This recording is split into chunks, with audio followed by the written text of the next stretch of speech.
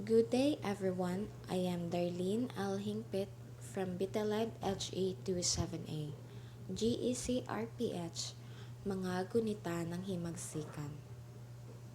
Southern Luzon Group, LCO Untalan, Robelin Conanan, Renato Maligaya, Hil Ramos, and Conrado Reyes. Mga gunita ng Himagsikan is in Unit 1, Lesson 3, Content and Contextual Analysis of Primary Sources. The summary of Mga Gunita ng Himagsikan is the memoir of Emilio Aguinaldo, written based on a diary he kept, several documents he preserved, and family lore he gathered from his elders. Aguinaldo was one of the many members of the Katipunan and belonged to the Magdalo faction.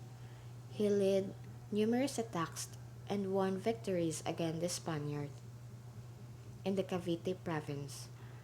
After the death of Bonifacio, he assumed total leadership of the revolution. Later, Aguinaldo forcibly set up a provisional dictatorship in the country, declared independence on June 12, 1898, and sworn as the first president of the new self-governed Philippine Republic. Background of the author. Emilio Aguinaldo was born on March 22, 1869 in Kawit, Cavite. His father, Carlos Aguinaldo, and his mother, Trinidad Fami, a Chinese mestizo couple who had 8 children, the seventh of which was Emilio. The Aguinaldo family was quite well-to-do, as Carlos Aguinaldo was the community's appointed gobernadorcillo or municipal governor. He attended high school at the Colegio de San Juan de Latran, but had to stop in his 4th year because of his father's death. He then took up the responsibility of helping his mother run their farm. At 17, he became the cabeza de barangay of Binakayan. At 25, he became Cavite Viejo's first gobernadorcillo, Capitan Municipal. In 1985, he became a Freemason, joining a Pillar Lodge, number 203, Imus, Cavite by the codename Colon. He joined the Katipunan and used the nom de guerre Magdalo. KKK or Katipunan, officially known as the Kataas-Taasan Kagalang-galangang Katipunan ng mga anak ng bayan. He became the president of the First Philippine Republic and the Biak na Bato Republic. Biak na Bato was declared a national park by President Manuel L. Quezon in 1937. History has it that Filipino revolutionary like Emilio Aguinaldo used the numerous caves of Biak na Bato as their base of operations during their freedom fight against the Spaniards in 1896. Battles fought: First, Philippine Revolution; Second, Spanish-American War; Third, Philippine-American War. Emilio Aguinaldo died in Quezon on February 6, 1964, from cardiovascular disease. He was 94 years, 10 months, and 15 days old when he died. Emilio Aguinaldo's funeral. The state funeral of Aguinaldo, held on February 16, 1964, was attended by political heavyweights of that era, led by former President Diosdado Macapagal, Vice President Emmanuel Pelaez, Senate President Ferdinand Marcos, as well as the notable war veterans and military officials. Historical background of the document. The original memoirs in Tagalog was prepared by Aguinaldo in his own writing between 1928 to 1946. It was At the close of 1963, when Aguinaldo, after much deliberation, decided to publish his memoirs, translated by Luz Colendrino Boco, the Secretary of the Graduate School of Education and faculty member of the University of the East. It was published in 1967. The context includes Aguinaldo joined the Katipunan and the revolution began in Cavite.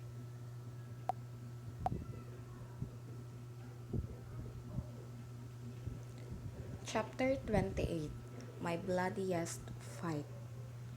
Emilio Aguinaldo, General Candido Triatirona, and General Pio del Pilar planned to attack the Spaniards' soldiers in Banadero, Tanawan while they are in Silang, Cavite.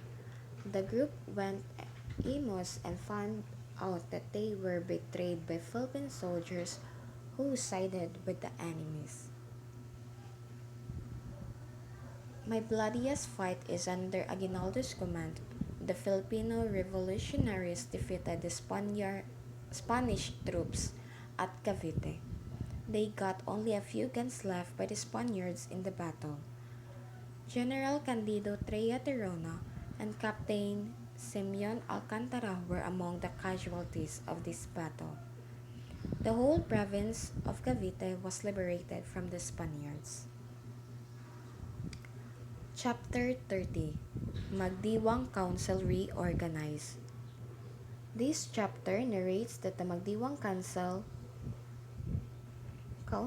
has organized and they aim to liberate Philippines from the tyranny of Spain. Magdalo was named after Lady Magdalene, the patron of Cavite El Veo. Because of its principle to help the needy, this council relocated at Imus because the Spaniards continued to attack Cavite El Veo with their cannons.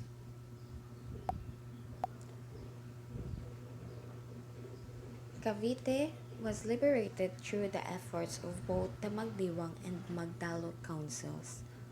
Magdiwang, the king is Andres Bonifacio. In Magdalo, the president is Baldomero Aguinaldo. Magdiwang said to be monarchical in form.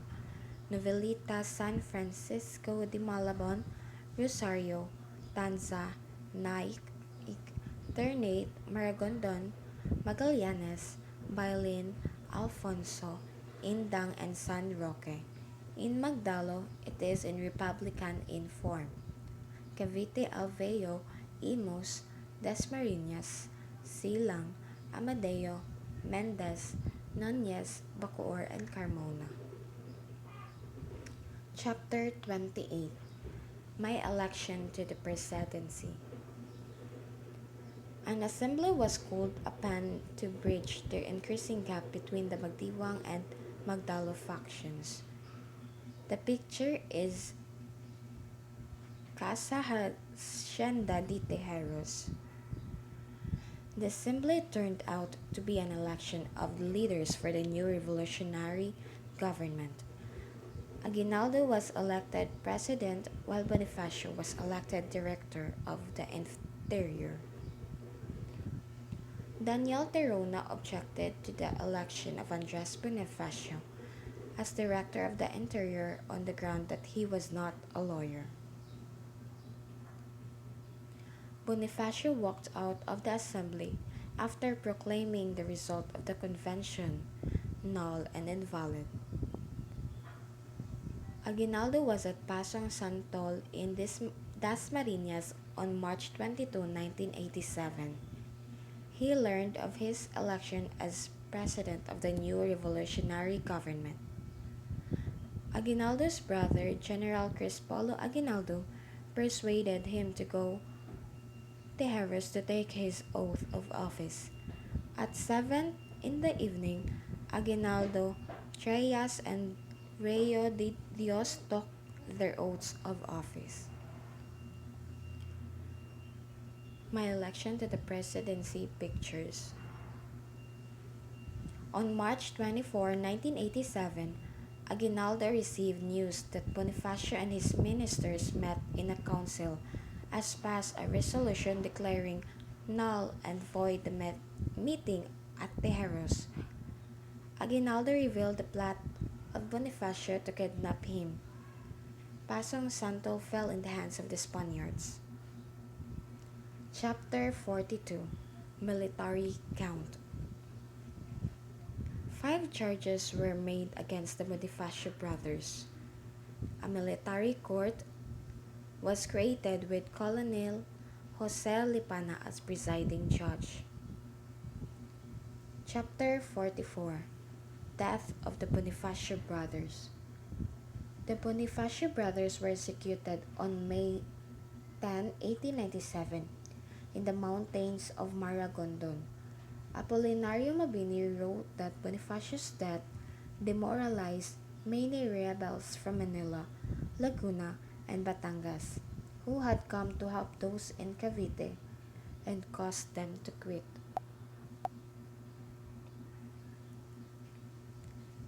The Bonifacio brothers were found guilty and sentenced to death. Aguinaldo commuted the sentence to banishment. Generals Peyo del Pilar and Mariano Noriel persuaded Aguinaldo to impose the original sentence. Contribution to the grand narrative of Philippine history.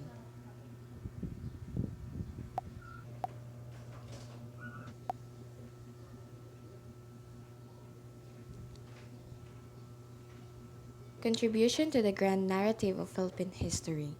It gives us an insight into the personal thoughts and feelings of Aguinaldo, which will help in a deeper understanding of Philippine history.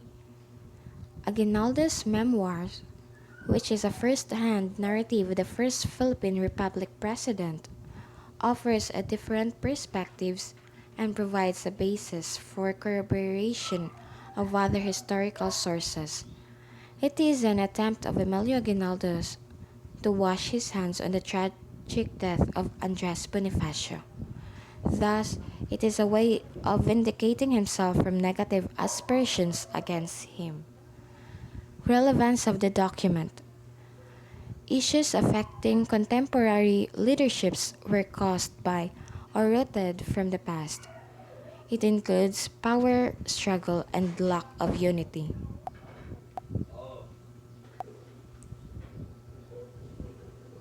The next topic is about Alfred McCoy, political caricature.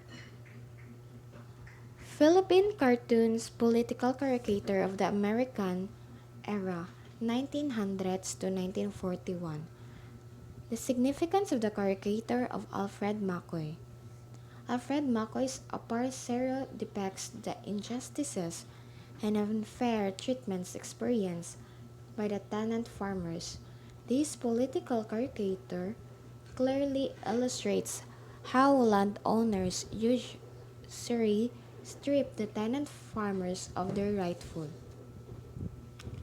Background of the author of Alfred McCoy.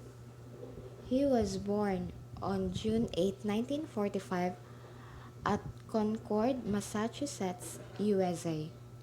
Dr. Alfred W. McCoy is a professor of the Southeast Asian history at the University of Wisconsin at Madison, where he also serves as director of the Center for ASEAN Studies. He spent the past quarter century writing about the politics and history of the opium trade. Alfred McCoy's Philippines cartoons, political caricature of the American era, on 1900s to 1941. What is a caricature?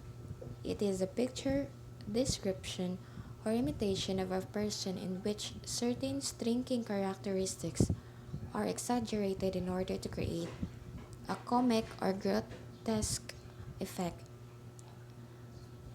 Philippine cartoons, political caricature of the American era on 1900s to 1941.